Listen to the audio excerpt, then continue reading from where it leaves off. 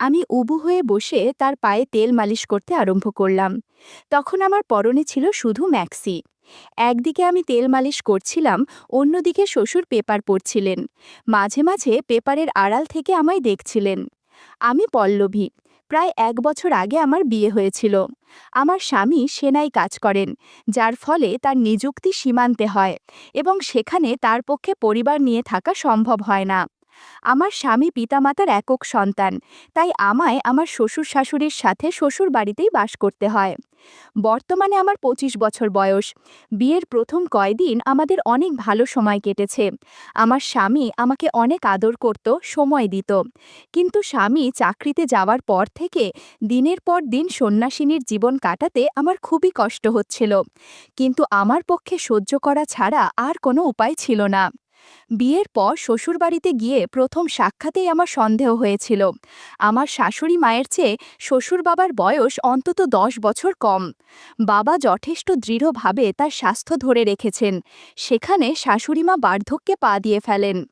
বাড়িতে নতুন আসার কারণে আমি কাউকেই আমার মনের সন্দেহ প্রকাশ করতে পারিনি। কিছুদিন বাদে আমি জানতে পারলাম আমার শাশুড়িমার দ্বিতীয় বিবাহ হয়েছে। তার প্রাক্তন স্বামীর সন্তান আমার বর। সেই ভদ্রলোক প্রায় 20 বছর আগে গত হয়েছেন। তখন অভাবের সংসার সামলানোর জন্য শাশুড়িমা গৃহশিক্ষকতা আরম্ভ করেছিলেন। ওই সময় উনি নিজেরই এক ছাত্রের প্রেমে পড়ে তার সাথে বিবাহ বন্ধনে জড়িয়েছিলেন এবং সেই ছাত্রই বর্তমানে আমার শ্বশুর। শ্বশুর খুবই মিশুক এবং সব সময় হাসি মুখে কথা বলেন। সেজন্য প্রথম থেকেই আমার ওনাকে খুবই ভালো লাগত। শ্বশুর বিনয় এবং আমার সাথে বন্ধুর মতোই মিশতেন এবং ঠাট্টা ইয়ার্কিও করতেন। আমার মনে হচ্ছিল শাশুড়ি শ্বশুরের চেয়ে বয়সে যথেষ্টই বড় এবং শিক্ষিকা হওয়ার কারণে তার ব্যবহার যথেষ্টই গাম্ভীর্যে ভরা। তাই সময়ের সাথে শ্বশুর এবং শাশুড়ির মনের মিলটাও দিন দিন যেন কমে যাচ্ছিল। ফুলশয্যার দিন আমি প্রথমবার বিনয়ের আচরণ দেখে সত্যি ভয় পেয়ে গিয়েছিলাম। সেদিন প্রথম রাতেই অনেক কিছু ঘটে যায়, যার ফলে আমি ভালো করে হাঁটতে পারছিলাম না। যদিও বিলের আগেই আমার খুড়তুতো ভাই আমার সাথে অনেক সময় কাটিয়েছে, যে কারণে ষোলশয্যার সাথে বেশি সমস্যা হয়নি। আমার সাথে প্রায় মাসখানেক সময় কাটানোর পর বিনয়কে আবার চাকরিতে যোগ দিতে হলো। তখন বাড়িতে শ্বশুর, শাশুড়ি আর আমি থেকে গেলাম। সেনার চাকরির অর্থ হলো বিনয় কবে আবার ছুটি পাবে আর বাড়ি ফিরবে তার ঠিক ঠিকানায় নেই। স্বামী ছাড়া কিভাবে আমাদের দিন কাটতে লাগলো তার কোনো হিসেব নেই। প্রায় দিন রাতে ঘুমানোর সময় এপাশ ওপাশ করে শুয়ে থাকি। মনের মধ্যে কেমন যেন একটা অনুভূতি হয়। বিয়ের সময় থেকে আমি ক্রিম দিয়ে নিয়মিত চুল কেটে রাখতাম। বন্ধুরা বুঝেছ তো কি বলেছি? যাই হোক, বিনয় চলে যাবার পর আমাকে দেখার কেউ ছিল না, তাই চুল কাটার আর প্রয়োজনও ছিল না।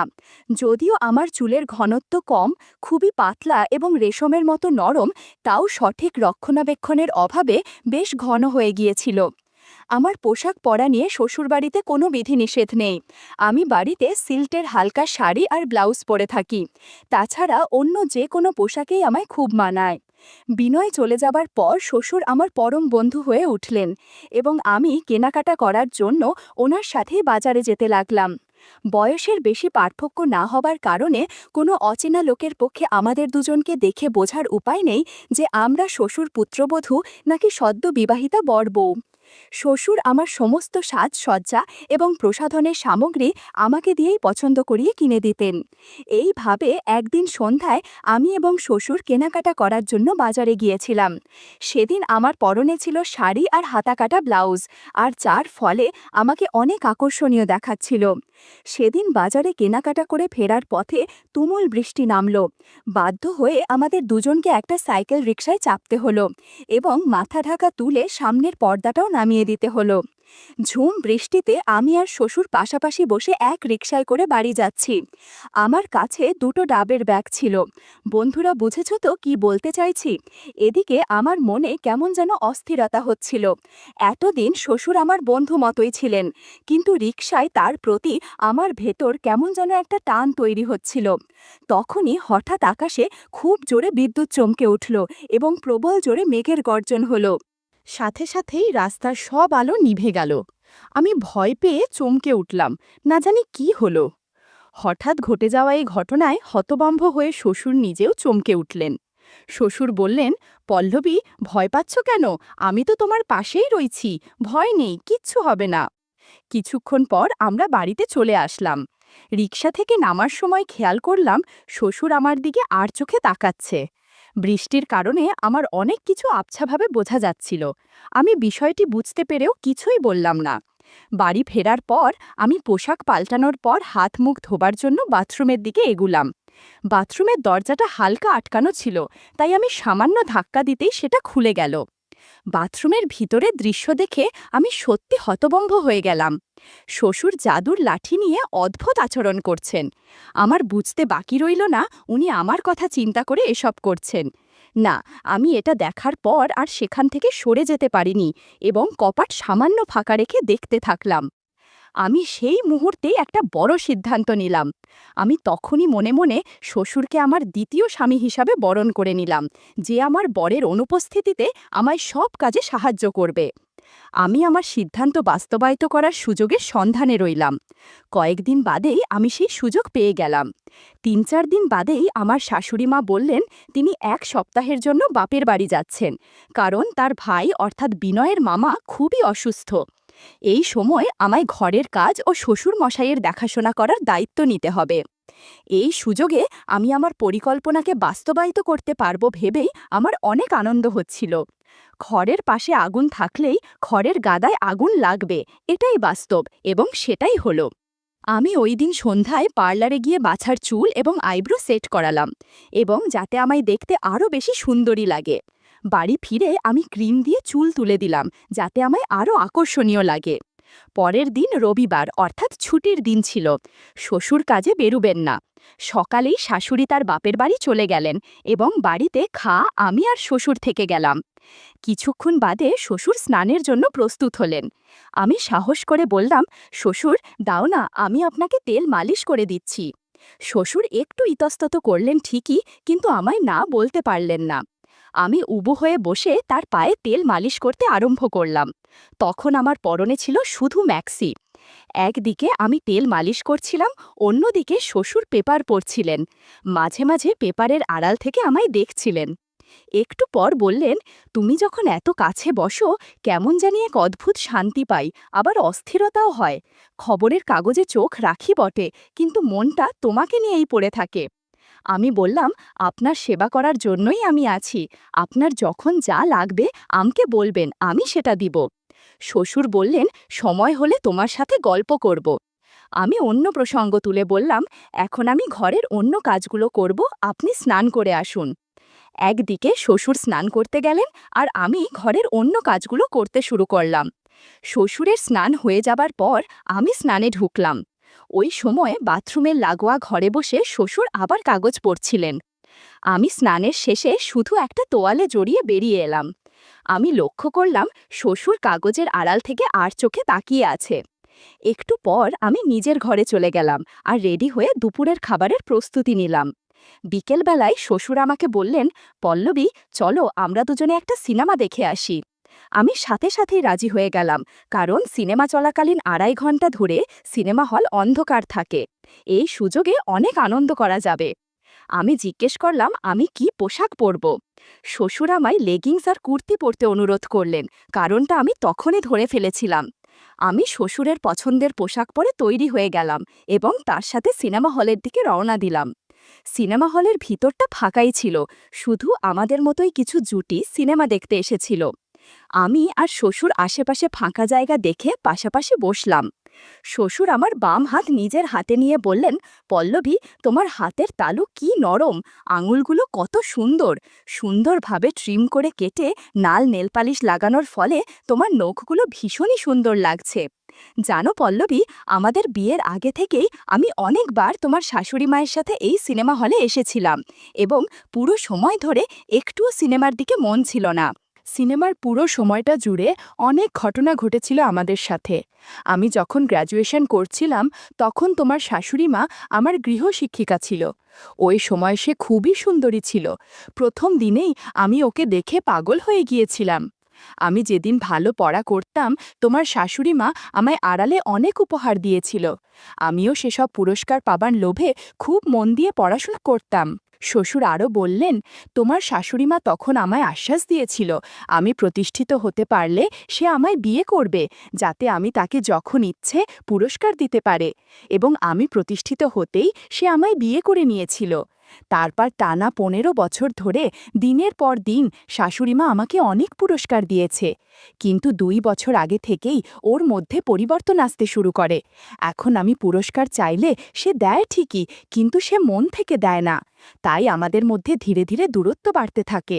অথচ দেখো, আমার তো সবে 37 বছর বয়স, এবং তুমি নিজেও বুঝতে পেরেছ। তাই আমি প্রায় প্রতিদিন একাকিত্ব অনুভব করি। তুমি আসার পর থেকে মনের কল্পনায় তোমায় বসিয়ে নিয়েছি। শ্বশুরের কথা আমি অনেকটা ইমোশনাল হয়ে পড়লাম। এদিকে সিনেমা হলে অন্ধকার হয়ে এসেছে, শীঘ্রই সিনেমা শুরু হবে। শ্বশুর পপকর্নের প্যাকেট থেকে পপকর্ন খেতে শুরু করলেন। আমি মুচকি হেসে বললাম, শ্বশুর মশাই, আপনার মনে আছে কি আপনি একদিন আমায় দোকানে নিয়ে গিয়ে নিজে পছন্দ করে এই দামি জামার সেটটা কিনে দিয়েছিলেন? তখন কি ভাবতে পেরেছিলে কোনো একদিন আপনার সাথেই এই জামা পরে সিনেমা দেখতে আসব? শ্বশুর মশাই 2টো পপকর্ন হাতে নিয়ে বললেন, না পল্লবী, আজ যেটা বাস্তব সেদিন সেটা স্বপ্নেও কল্পনা করতে পারিনি। শ্বশুর মশাই একদিকে পপকর্ন খাচ্ছেন, অন্যদিকে আমি কোল্ড ড্রিঙ্কসের বোতল ধরে আছি। সিনেমা দেখার মাঝে আমরা অনেক আনন্দ করেছি। ঘণ্টাখানেক পর সিনেমা শেষ হলো। হলের লাইট জ্বালানোর সাথে সাথে লক্ষ্য করলাম অন্যান্য কাপল যারা সিনেমা দেখতে এসেছিল তারা সবাই কম বেশি অগোছালো হয়ে গেছে। সবাই নিজেদের গুছিয়ে সিনেমা হল থেকে বেরিয়ে এলো। আমরাও তার ব্যতিক্রম নই। সিনেমার শেষে আমরা দুজনে ভালো হোটেলে রাত্রিভোজন করে বাড়ি ফিরে এলাম। সদর দরজা বন্ধ করার পরেই শ্বশুর বললেন, যাও গিয়ে ফ্রেশ হয়ে নাও, আর হ্যাঁ, আজ রাতে শুধু ব্লাউজ আর পেটিকোট পরবে। শ্বশুরের কথাও তো আমিও তাই করলাম। শ্বশুর বললেন, তোমার পোশাক দিন দিন টাইট হয়ে যাচ্ছে। বিনয় বিদেশ থেকে এসে যদি বলে ঢিলেঢালা পোশাকগুলো এরকম হলো কিভাবে, তখন কি উত্তর দিবে? আমি বললাম, এসব নিয়ে এখন ভাবতে হবে না, বলবো শ্বশুর শাশুড়ি অনেক যত্ন করেছে তাই এরকম হয়েছে। শ্বশুর হেসে বললেন, তুমি যা ভালো মনে করো, চলো এবার আমার ঘরে। এত তাড়াতাড়ি আমার ঘুম আসবে না, তোমার সাথে ঘণ্টাখানেক গল্প করব, তাছাড়া তোমার শাশুড়ি ফিরে আসলে আর গল্প করতে পারবো না। আমি ব্লাউজ আর পেটিকোট পরে শ্বশুরের রুমে গেলাম। অনেক কথা বলেছিলাম সে রাতে। শ্বশুরও অনেক কথা বলেছিলেন, যেন মনে হচ্ছিল এটাই তার কাছে শেষবার। আজ রাতে আমার মনটা খুবই খারাপ লাগছিল।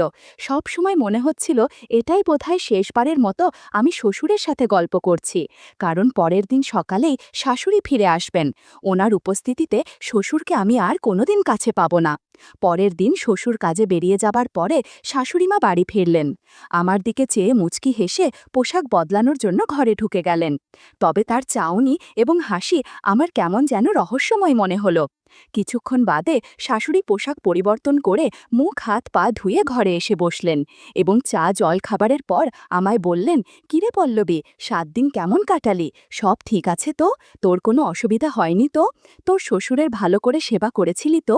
আমি হেসে বললাম, হ্যাঁ শাশুড়ি, সব ঠিক আছে। 7 দিন আমি আর শ্বশুর খুবই ভালো সময় কাটিয়েছি, কোনো অসুবিধা হয়নি। মামা শ্বশুর এখন ভালো আছেন তো? শাশুড়ি হেসে বললেন, হ্যাঁ রে, তোর মামা শ্বশুর এখন ভালো আছে। তারপর যে কথাটি বললেন সেটা শুনে আমার মাথা ভোঁ ভোঁ করে ঘুরে গেল।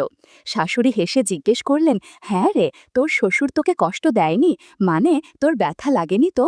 শাশুড়ি এ আবার কি প্রশ্ন করছে? সে মনে মনে কি ভাবছে?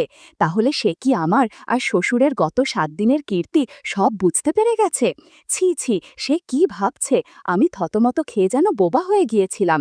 শাশুড়ি আবার বললেন, শোন পল্লবী, আমি সব জানি এবং সব বুঝতে পেরেছি।